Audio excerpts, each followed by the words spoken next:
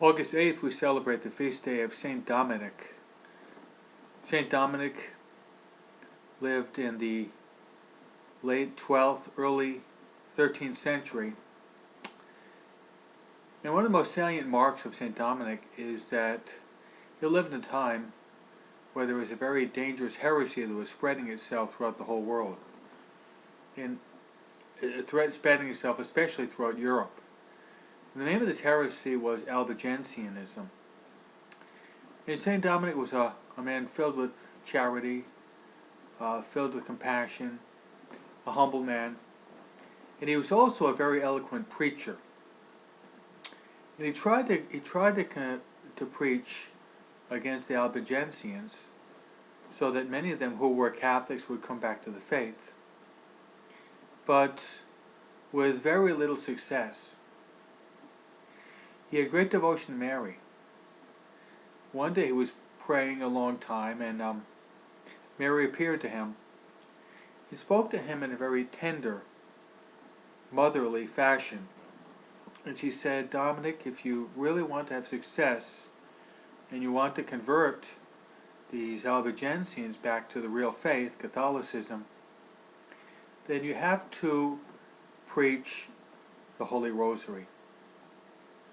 Dominic took this to heart, and then he started to preach the Rosary. And the results were fantastic. Many, many souls that had drifted away from Catholicism had fallen into this heretical sect called the Albigensians were returning to the fold. And why?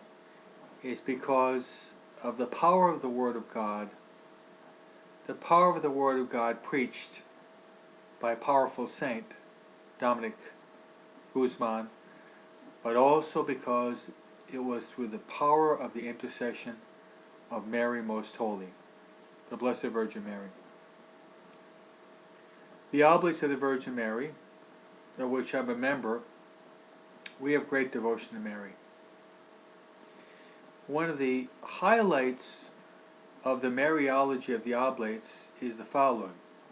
Whenever there's a heresy that rises within the Church, it's often through the intercession of Mary that that heresy is conquered. That is why the Oblates call Mary the conqueror of all heresies. Today there are many heresies out in the world. Why not turn to Mary and pray to her that she would lift up her heel and conquer the many heresies of the world?